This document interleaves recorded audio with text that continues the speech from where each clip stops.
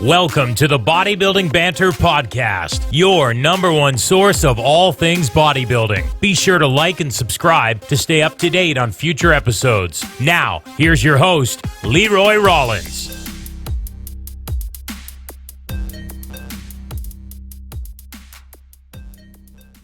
All right, people, welcome to the Bodybuilding Banter podcast. I am here with IFBB Bikini Pro, Tessa Barresi.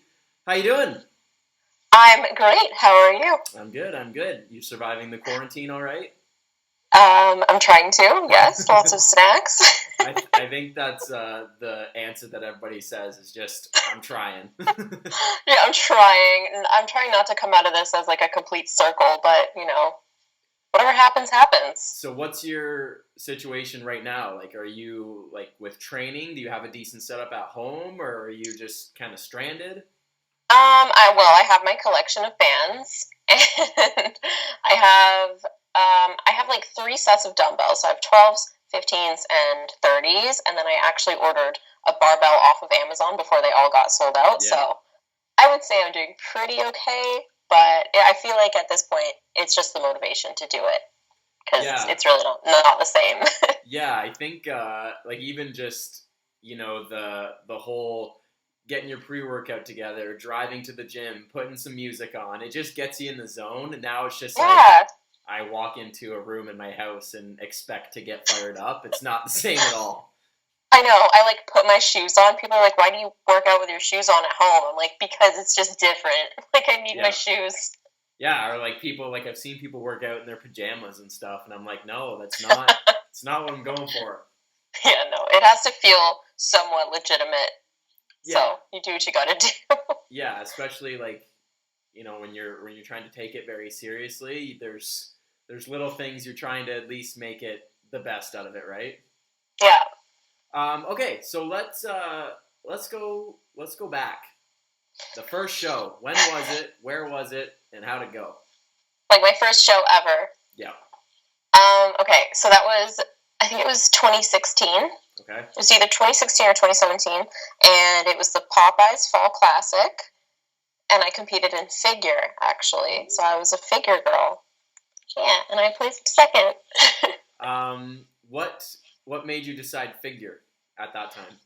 Well, this was after a few years into bodybuilding. Like, I never really knew that I wanted to compete.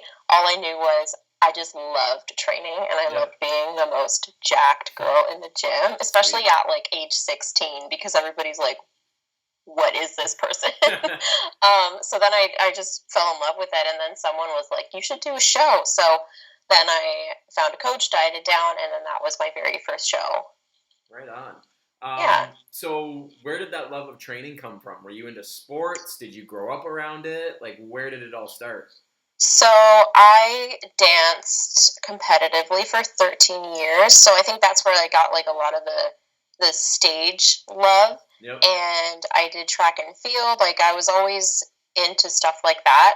And I feel like dance and track and field are very kind of similar with bodybuilding, as it's all you. Yep. Like I was the sprinter, so it was like I don't have to rely on anybody else. I'm just out there doing my own thing. Yep. So I feel like that's kind of how I got integrated into bodybuilding. Sure. And I was always sort of like the muscular one. I was and I think it wasn't until someone called me out on it. They're like, you're really jacked. I was like, really? And then that's when I started curling my weights at home. I was like, I'm going to get so jacked. So would you say, like, looking back now, like, genetically, you're probably a little bit ahead of other people? Oh, yeah, absolutely. And just as soon as I started lifting and, like, got a gym membership and everything, like, the muscle came on so fast. And everyone was like, what is this kid doing? Yeah, that's something that people don't think about, right? Is like, you look at people, like someone like yourself who's done very well for being still so young, that it didn't just happen out of nowhere. Like, you got a good hand, right? You had good parents that gave you good genetics for it, right? Like, it's that simple, and that, like, you didn't plan that, right? Yeah. So what was your training like that young? Like, did you have any structure, or were you just going in and lifting stuff once in a while? Well, I remember I would plan my workouts. Like, this is before I had a car. This is before everything. Like, I had to get my mom to come in the gym with me to, like, sign a warrant, being like, she can work out here, because I was so young. So I remember before I would walk to the gym, I would plan my workouts on bodybuilding.com. Nice. And I would write them all down and be like, today's chest day, so I'm going to do this and this. And, like, I would just go in, do a different body part. This is, like, 6-7 days a week. Like, I was obsessed. And I would go in and I would train for, like, 2 hours as hard as I could. Like, no help, nobody around me. I just, like, knew what to do because I spent so much time on bodybuilding.com, like, figuring it out. Yeah, see, that's something, too, that I think speaks to how passionate you are about it, right? And you were at such a young age. Like, I don't know many girls that I know of that would know about bodybuilding.com, and I know exactly what you're talking about. You could go in and you could create your own workouts, and you know, you would type in like 3 sets of 10 bench press, 3 sets of 15 chest fly, and you could like print it if you wanted to, or you could pull it up on your profile, because you could make, like Facebook back in the day, you could create a bodybuilding.com profile, and like, I know exactly what you mean. So did you follow like a split, or was it just make it up as I go? I think I did back and buys, chest and tries, shoulders. I only did legs once a week. I will admit that. I did shoulders twice because that was my favorite body part at the time. And then sometimes I would do like just an arm day or something like that. But I always hit every body part once. But yeah, legs I only did once a week because that's like before bikini started for me. No. So yeah, exactly. And you're probably like, you're seeing just probably most of the content put out there was by like male bodybuilders, so it was always like legs was only once a week, right? It wasn't like booty glute workout. You definitely weren't seeing that for sure. No. So who were you looking up to or following at that time? Were there certain athletes that you kind of fell into? Like, I know when I was really getting into it, like outside of bodybuilding, like I followed Ronnie Coleman, Jay Cutler, Kai Green, but like I remember Steve Cook was kind of like my idol when I was first getting into it, because he was kind of the face of bodybuilding.com at the time. Like, were there any male or female athletes that you're like, they look good? Honestly, and I know lots of people have role models and stuff, but I would honestly say I didn't really have anybody that I wanted to look like or really looked up to that way. I mean, I feel like obviously Arnold was like my number one. I have his encyclopedia of bodybuilding and all that. And I just, it was more so just me looking up to like the big bodybuilder guys. I don't think I really had any female motivation at that time. Who were like the guys that you, like besides Arnold, who did you look at and you're like, whoa? I love Kai Green, and I also love Seth Ferose. Yeah. Do you know of him? Oh yeah. I just love who he is as a person. Yeah, he's awesome. Great. Like, his podcast is great, and he's just super like down to earth. You know what I mean? Like, he's not a egotistical guy. He's very honest, very straight to the point. And I agree with you there. He's awesome. Yeah, he's great. So I watched a lot of his videos. Like, I remember when I was 15, 16, 17, like, always just watching his videos and learning from him. Like, not only about bodybuilding, but about life, too. So I feel like he's a really good role model. So it seems that you were, like, really into bodybuilding really young, and not, like, you know, now people are into, like, bikini or they're into figure or whatever. Like, you were just into, like, the whole art and the whole shebang, the whole physique development thing. So you get into your first show, you do figure, come second, then what? What goes on after that? After that, I never did figure again because I wanted to step down to bikini, because that was when I started getting a little bit bigger on social media. And somewhere along the lines, I started to get a lot of hate comments, comments like, she looks like a man, she's on steroids at like 15, and I'm like, oh my goodness. That's not the sole reason why I stepped down. I think the sole reason why I stepped down was because this was after they got rid of women's bodybuilding. And I just noticed the standard for figure was something that if I wanted to attain that, the amount of risk I would have to put my body through, the amount of like crap I'd have to do, and not only that, like I don't know, it's hard in the off season when you're a girl and you have a lot of muscle, because you look much bigger than you actually are. And my coach said that to me not too long ago. He's like, you are not fat. You just look really swole because of the amount of dense muscle you have. Yep. So it's great, like, when you're in the gym, when you're training, and when you're shredded. But, you know, the rest of the year, you can't fit into your clothes properly because you're like, oh, my God. Yeah. So I think it was like a multitude of reasons why I wanted to step down. And I just got this idea in my head of Tessa Barresi Bikini Pro. I was like, yep, that's happening. That's going to be me. So I think after that, I was just like hooked. Right on. So how long have you been working with Atlas then?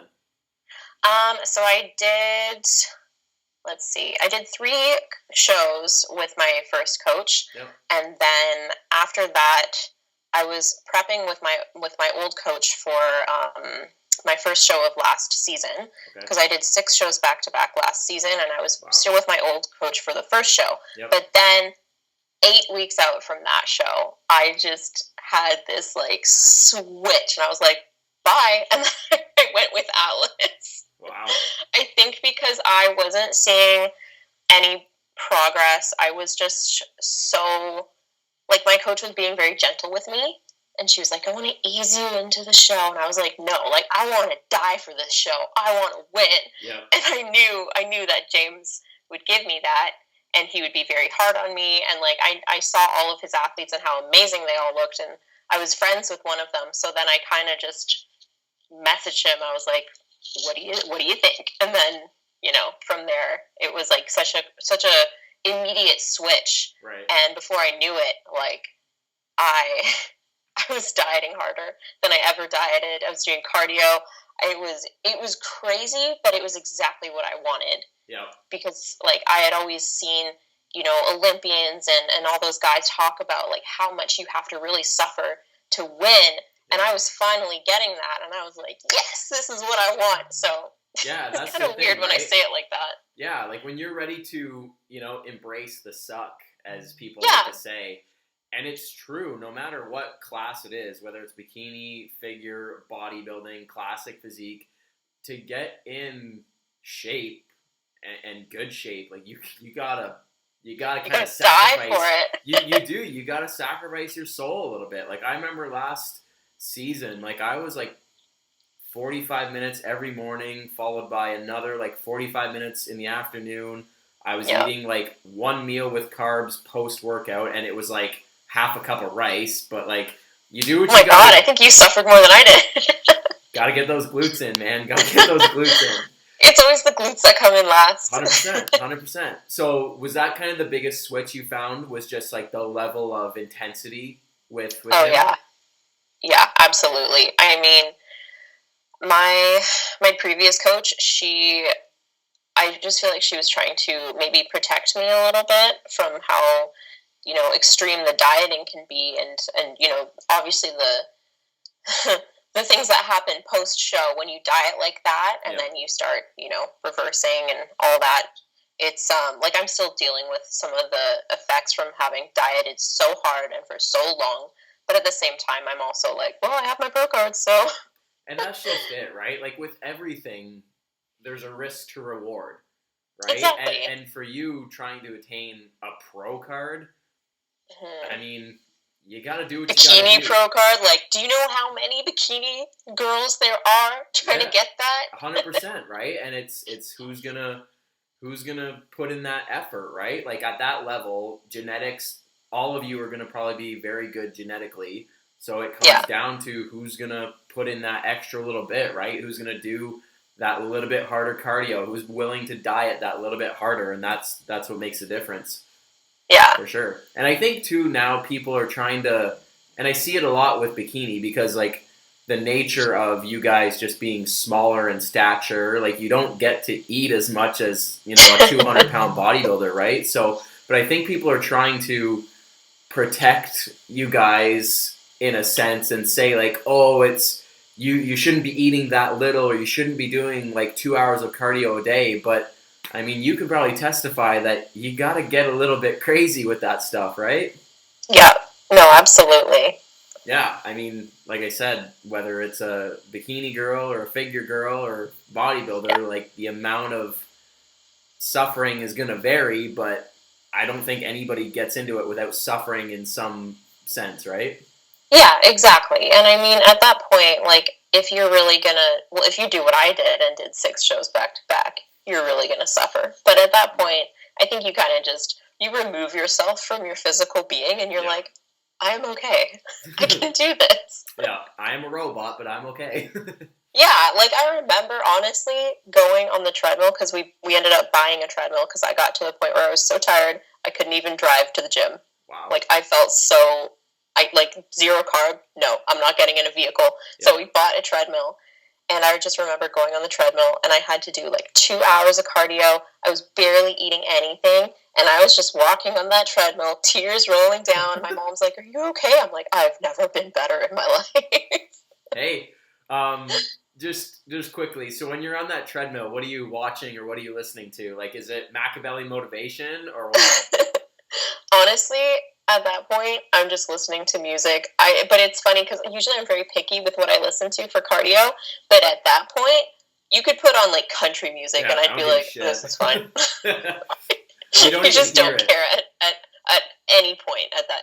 Like when you're that lean and you're that tired, you're like, honestly, I could listen to a kid screaming, and like it doesn't make a difference. You know, it's bad when you don't have the energy to like change the song. Yeah, literally, that's where I was at. So what was the time span in those 6 shows? Was this the 6 shows up to the pro card? Yes. So I think the first show was in June. Okay. Next show was in July. Next show was in August. Actually, I had 2 shows in August. Then I had the Olympia Amateur, which was in September, and then finally the Ben Weider, which was at the like mid-end September. And that was it. Yeah, so there's like pretty much 1 show a month. I was barely home during the summer. No doubt. Yeah. Was it like I've done back-to-back weekends. That's been my stretch. How is it for 6 shows? Like, is it come out of it, back in, come out of it, or is it just kind of like dive? Well, I think I had actually like an 8-week break in between 2 of the shows, and at this point I was very unsure if I was going to continue or not. Yep. So I ended up going on a trip to Nashville. Or no, it wasn't 8 weeks. It was 6 weeks. I went on a trip to Nashville with one of my friends after the Toronto Natural Pro Qualifier. Yep. And we just, like, lived it up, you know, went to Hattie B's Fried Chicken, got a lot of donuts, and then that's when I decided, I was like, yeah, I'll do 1 more show. And that was the Ben Weider. And I ended up coming back from that trip, like, 15 pounds heavier. And that's when I had to really diet down, because at that point, my body had been through 4 shows. I just gained a lot of weight, and now I was like, okay, now I need to lose it all. And that's when we really had to, like, you know, tighten things up, and that's when I really started suffering and actually feeling, like, the pain of it. Because those 4 shows, like, that was fine. But then after that, it was like my body was like, are you kidding me right now? Yeah. You just did all of this and now we're going to do it again? Yeah. And then that's when things started to get really hard. So it's difficult to maintain that leanness for that period of time. Because I know, like, before this, I just did back-to-back, like, the weekend shows. Yeah. That's totally fine. But if you have shows, like, 6 weeks apart, it's like, oh my goodness. It's difficult. Yeah, you don't have time to, like, you know, reverse out of it a little bit and, like, diet break. Like, if you have, like, 2 or 3 months, then you can really kind of play around with it. But, yeah, if you have 3 or 4 weeks, like, that's not enough time to fix anything. You just got to keep dying. Yeah, I know. And it's hard because the longer you diet, you know, the longer you're going to have to reverse, because the longer you're putting yourself in, like, that deficit, and the longer your body's under that stress. So it was just quite the time. But I know that when I got back from that trip and my coach told, like, he's very blunt. He told me, he was like, you need to lose weight. I was like, uh-oh. So I think I have like almost no recollection of that entire month because it was just so bad. I was so tired. I cried every day. Like it was terrible. But I ended up turning my situation around and I got ready so fast that he was like, all right, I'm sending you to Vegas. You're going to do the Olympia Amateur now because you're ready. And I was like, what? So what, just quickly, because I think this is super valuable. You're crying every day, but what's also going through your head to keep going? Going through my head to keep going. Just at the point, what was going through my head was, I've made it this far, and that it would, like, all of this suffering would be for nothing if I just gave up. Yep. And I knew that I had it because I knew how much faith my coach had in me. And I don't think I experienced that before with another coach. Like, the way he believed in me made me believe in myself, and it made me, get up every day and go on the treadmill and do what I needed to do because he had that faith in me. And I know, like, he is very blunt and very honest, and he can be really harsh sometimes, but when he believes in someone, it's real. So I think I really took that to heart, and that's what helps me. Yeah, and I just think it attests to, like, how much you, like, wanted it. Simple as that, right? Like, it's really hard to explain to people that just don't get it. You know what I mean? Yeah. Like when that drive and that passion is just, you want this more than anything, and people are like, oh my God, like you're suffering on the treadmill, you're crying every day, you're barely eating, but you're like, yeah, but I want to fucking get this. Yeah, no, absolutely. Oh, we're allowed to swear on here? Perfect. Oh yeah, let it out. I have actually such a potty mouth, like it's not even funny. I get it from my mom. This is on YouTube. This ain't on no radio show or anything. We can say whatever we want. I'm like censoring myself, but now I'm like, oh, buddy. Oh yeah, let it out. Okay, so you turned pro at the Ben Weeders, feeling good, goal achieved, unreal. Now what? What are we looking for now? Like now? Like what are my goals now? Yeah, so that was last 2019, right? Yes. Okay, so we're like 6-7 months later. What are we looking ahead now? Ultimately, Olympia. That's like where I want to go. Yep. But I know that it can be very hard competing in the pro league. Like, you never really know what's going to happen, politics involved, all that. But I remember one of the head judges at the Ben Weeder was actually messaging my coach, being like, she has great potential, like, for the pro league. Like, she's going to do good. So I know James was really eager to get me to compete this year, and he wanted me to do, Van Pro and all these other pro shows. But I was like, you know what? I just dieted for like 10 months. I'm sorry. I need a break. And then turns out there's a quarantine and everything's canceled. I was like, good thing I wasn't dieting. Talk about timing, right? Right? That's my gut instinct. Yep. So, yeah, moving forward is just kind of when the pro shows start back up, probably next year, 2021. Yeah, I think I can just feel it. Like, I had that gut feeling when I was doing all those 6 shows. And it was like, don't give up. You can do this. You got this. Yep. But right now, I'm like, I know I'm not ready. I know I don't have that fire in me again. Yep. Like, I don't know when I'll have that feeling again. But when I do, I'll be unstoppable. I just don't have that right now. Yep. But I know I'm capable of it. Yeah. You recognize that about yourself, right? And I think it can be hard with the pressure, I'm sure, on your end of social media and all this kind of stuff. And, now you're at this next level. So everybody wants to see you. Go ahead. And you're like, I will, but just not yet. Yeah, exactly. So when you turn pro, like, do you have a time frame to compete, to keep your card, or you just have it, you have it? You have it, you have it. Nice, so there's no time crunch? So good, yes. Thank God. I was like, I can't do that again.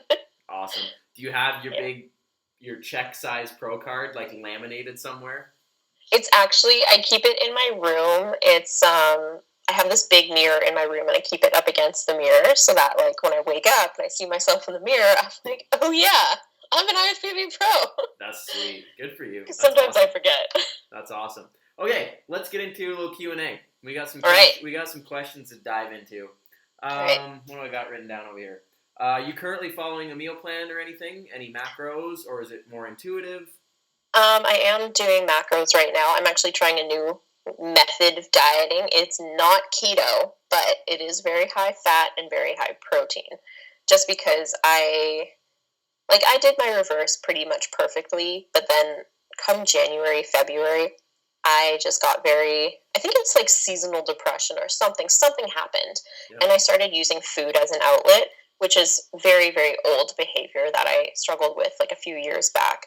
And I ended up gaining more weight than I wanted to in that time. So right now I am doing macros and just trying to follow a program and just not be so intense about it, but definitely get myself back to a shape where I feel comfortable doing what I do. Nice. Cool. Yeah. That makes sense. Kind of answered this one already, but what keeps you motivated? I think this is I don't know, I think it's a stupid question because it's like, I want to be the best. Like, that's it. Exactly. I got to the point where I was like, well, motivation doesn't really exist, and I just have to be disciplined. Yeah, I think, you just hit the nail on the head right there. Like, it gets to a point where, like, I don't know. I don't feel motivated. Like, I think that's a weird term people use, right? Because especially, like, over time, like, you just train because that's what you do, right? It's like brushing your teeth. Like, I'm not motivated to brush my teeth. That's just what I do, right? It's just a habit, yeah. Yeah. I feel like motivation is more of a spur of the moment thing. Like, you're like, you watch like an Arnold video and you're like, hell yeah, I'm going to the gym. Yeah. But, you're not going to feel that every single day. So you get to the point where you have to implement habits into your life where it's like, I'm going to take my pre-workout, put my shoes on, and get to work, even if I don't feel like it. Yeah. Sweet. Yeah. Cool. Biggest prep struggles. What'd you face? Oh, God. Okay, what didn't I face, though? Yeah. So, oh, geez. My pursuit to the pro card started summer of 2018 when my father passed away 6 days before one of my shows. After that, I don't know. It's hard to explain, but it's like a little switch went off, and I was like, I will stop at nothing to become the best and to win. And throughout my prep last season, the amount of things that went on, oh my God, I could write a book. My grandma passed away. There was a funeral. My stepdad left. He literally peaced out, left the family. So much other stuff happened, and I'm like, okay, guys, well, I have to go do my cardio, so bye. Yeah, everything's fine. It's fine. Yeah, but I feel like, honestly, in a way, having prep to kind of keep my mind somewhere else through all of that honestly kept me a little bit sane because I even had somebody say to me, like, how are you okay? Like, no person should have to go through all of those consecutive events within a span of, like, this timeline. Like, how are you functioning? And I'm like, I just want to win. That's where I'm at. I honestly think, like, with this whole quarantine thing going around, like, if you're prepping and are looking, like, especially if you didn't have to cut your prep short, but if you have shows in, like, the late summer, fall, like, being able to prep through this can almost take your mind off it, similar to yourself, right? Like, with everything that you had going on, you're like, man, this sucks, but I got work to do, right? Like, Exactly. It's a mindset of, like, I can't change any of that stuff, and it's super shitty, and I'm not saying it's not affecting me, but I have to also keep working towards my goals, right? Yeah, and I just remember there's that one part in Pumping Iron with Arnold when he's like, my mom called me and told me that my dad died, and I told her I couldn't go to the funeral because I was like so many weeks out from a show. Yeah. And I just remember thinking back to that and being like, he was literally the greatest, and this is happening to me right now, and I know I have the potential to, be the greatest, so it kind of just like resonated with me because I was like, oh, well, he's done it. He's felt what I felt, so it's just a way to keep going. Yeah, no, for sure. It's all a mindset thing, right? And it's all, how you handle those situations when they come up because they're inevitable and there's no good time for it to happen for any of that stuff, right? So you just kind of take it on the chin and keep going. Yeah. For sure. Okay. You kind of talked about it, but kind of briefly go back to what was the transition from figure to bikini. Okay, so figure to bikini, Yeah, just kind of, I did that because I didn't want to always feel pressure to be bigger and put on more muscle, because like I feel like everybody has a like a limit where they can get to, like size wise, without, especially women, without taking a bunch of things that would ultimately change everything. And I think I didn't want to get to that point to be competitive. So I was like, I know I can do bikini, and I know, like I'll have to work really hard to lose a lot of muscle, which I did. So much cardio. But ultimately, I did notice that I'm much more confident in my body now, with my shape now. I fit into my clothing a lot better. And that's not to say that women who compete in figure and physique, like, I'm not trying to discredit that at all. I think somewhere along the way, I just kind of realized, like, that is not for me. It definitely played a part in my life, bodybuilding like that, and being jacked Tessa. But I feel like who I am now is definitely someone I am more comfortable in being. Yeah. No, for sure. Just recognizing where you want to be, right? Like, it's, I've had people say, because I did men's physique way back in the day, and they're like, oh, like, you did well. Why don't you want to do that? I'm like, no, it's not for me. It's not my style, right? I'm not, like you said, not discrediting them. It's not a knock on anybody else. It's just recognizing what I like, what I enjoy, what I want to look like, and that kind of stuff, right? Yeah, and it's funny because the day before, because this wellness just got introduced, right? That was a question asking if you were ever making the transition. Pardon? That was a question that came in, was if you were going to transition to wellness. Oh, that's so funny. The day before I won my pro card, literally the day before I turned bikini pro, my coach, James, said to me, I want you to do wellness next year. You're going to become a wellness pro. And I was like, can I just, like, compete tomorrow, please? Yeah. And I was so adamant. I was like, no, I want bikini. I don't want to do wellness. And then bikini pro next day. So he still thinks I could be a wellness, like, do wellness. And I just don't know if that's for me. Yeah. How does it work if you're an IFBB pro? Can you do any category? I don't know. I feel like once you're a pro, you're just a pro. Yep. But I feel like you could possibly switch over. I'm not entirely sure how that works, though. But I know if I wanted to switch over, oh my god, I'd have to really start training quads, like, every minute of every day. Good times. What's your preferred cardio method that was submitted? My preferred cardio method would probably be the Stairmaster, just because of how quick it is, like, and how fast you burn calories. But I guess, like, really my preferred cardio method would be the treadmill, just because that was the only thing I was allowed to do at that point, because we had to bring my quads down so much. So I just got so used to walking on the incline, and now I'm at the point where I kind of enjoy it. Yeah, for sure. It's mindless, right? You can, especially now with, like, Netflix and YouTube, like, you can put something on and, like, 40 minutes can go by and you not even realize it. Yeah, and you don't have to hang on for dear life. Like, you're not scared of falling off and potentially hurting yourself, like with the Stairmaster. You're just kind of chilling. Now, do you do, like, fasted, post-workout? Is there any structure to that at all that you kind of more lean towards? I really don't like fasted cardio. I'm one of those people who just don't like it. I don't like that feeling in my stomach when I'm really hungry, and then I have to drink a lot of water and, like, do something. It makes me feel like I want to throw up. So usually I do cardio after I eat or after I work out. I don't do it before I work out. I always do it after. But if it's like a rest day or something, I'll just go on the treadmill for like 45 minutes and get really sweaty, and then that's it. Cool. What's your split right now? What's your structure to your training? Pretty much like glutes, hams.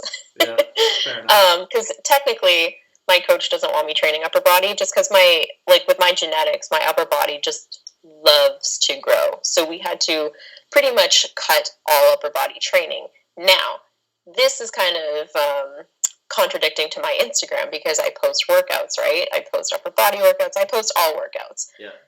The workouts that I post on Instagram, like the upper body ones, I don't actually do them to completion. I just do the basic movements, film what I need to do, put it together, so that other people can follow what I would be doing. Yep, that makes sense. But I can't actually do them, otherwise I'd be huge. Fair enough. Fair enough. How'd you get hooked up with Gymshark? That was a question asked. Gymshark, okay. So this was after. So this was after the Van Pro qualifier of 2018, and this was the show that I had competed after I lost my dad. And I think like right after that show, they had messaged me and they wanted to do like a little collaboration. And I was like, okay. So they sent me some clothes and I posted some pictures of them and everything went well. Like engagement was great. And then after that, I got a message and they said, we'd like to have a phone call with you. And I think just immediately in my head, I was like, what is up? They want me. Yeah. But it's funny because before ever having communicated with Gymshark, I never wore Gymshark. I didn't own one single piece of Gymshark before they contacted me. Right. Like, I was working out in hand-me-downs, in men's Walmart sweatpants, like, just chilling. Yeah. And I think the reason they wanted me was because I was so different and I wasn't trying to, be the Gymshark girl. Like, I wasn't trying to be that. I was trying to be Tessa. Mm-hmm. And they were like, we like that. So we want her. Nice. Yeah. So how long have you been with them now then? In September, it'll be 3 years, I think. Wow. Yeah. Good for you. So do you go to events and stuff? Well, I've only been to 2 events. I went to the Toronto pop-up shop, which was amazing. That was like, blew my mind. I've never seen so many people in my life. Yeah, I stood in line and couldn't even get in. Yeah, the lineup was huge. I felt so bad for everyone outside, though. I remember I went and got a box of cookies, and I went all the way to the end of the line, and I was giving people cookies at the end of the line, and I was like, you guys are champs, like, thanks for coming. Yeah. And at that point, I was so new to Gymshark. I was like, by the way, I'm Tessa. Nice to meet you. Yeah, yeah, follow me on Insta. Yeah. Yeah. Cool. And that's then awesome. they had a party in LA, which was like spur of the moment. And that was the only other thing that I went to. And then it's kind of hard right now because we're in a quarantine. Yeah. Can't really do a whole lot. No. All right. Last one I got for you. Your biggest, 2 or 3 pieces of advice for the young bikini athlete that wants to be just like Tessa. Okay. What do you tell them? Practice your posing every single day. Every single day. Like, make it like brushing your teeth every single day. Yep. Practice your posing every single day. You need to find ways to just keep yourself from thinking of food. Because it's really easy to just, think about food and be in that mental trap of thinking of food. But find ways to distract yourself. For me, that's video games. I love video games. So it was video games and reading, just activities to keep yourself busy. What do you play? And then I guess, what do I play? Yeah. Okay, I love Skyrim. Awesome. Halo is my favorite game. Halo 2 is the best one. What else do I have? Looking over there. I have Dead Space. I've got Assassin's Creed 2. Yes. Grand Theft Auto. Black Ops. Assassin's Creed 2 is probably the best game I've ever played in my life. So good. So good. I love that game, especially because you just get to roam around Italy. Like, what is up? That is so cool. Yeah, Assassin's Creed 2 is 10 out of 10, for sure. Yeah. If anybody watching this is That's the only one I've played. Yeah, if anybody watching this hasn't played Assassin's Creed 2, get your shit together and go play it. It's just such a good game. I'm sure I could list off so many other games I've played, but those are probably my top games. Yep. Skyrim is my number one. And I think the final piece of advice I would have is just don't give up on yourself. Because I could have easily given up after placing second at Van Pro. When I thought I was going to win that show. I thought I was going to get my pro card. Yep. I came second in my class. Yep. Just missed it. And I was like, oh. But immediately I was like, all right, next show, let's do it. Yep. Because I just had that faith in myself. I was like, I know I'm a winner, and I'm going to prove to everyone. And I kept saying, because I always saw the same judge at every single show, Rudy. Yeah. He's my favorite, but every single show I saw him, I was like, what's up? I'm back. And I said to him, Check me out. I said, so long as I keep showing up, I always have a chance. Yep. And I just stuck by that until finally that last show, there That's was awesome. my chance and I won. That's the attitude, right? That's what you got to do. Yeah, you just can't, you just have to have faith in yourself the whole time. Even if you lose 5 times. Yep. It could be that sixth shot that you finally get it. Awesome. That's a very good way to end this. That was phenomenal. Beautiful. Plug the Instagram and all the socials. Where can people find you? Oh, okay. Instagram, just at Tessa Barresi. YouTube, Tessa Barresi. Facebook, Tessa Barresi Official. Like, it's just my name. If you need to find me, just type in my name. I'll show up. Yeah, fair enough. All her stuff will be linked down below in the YouTube description too, so you can find her pretty easily. And I thank you for making time out of your day to do this. Well, thank you for having me. This was very fun.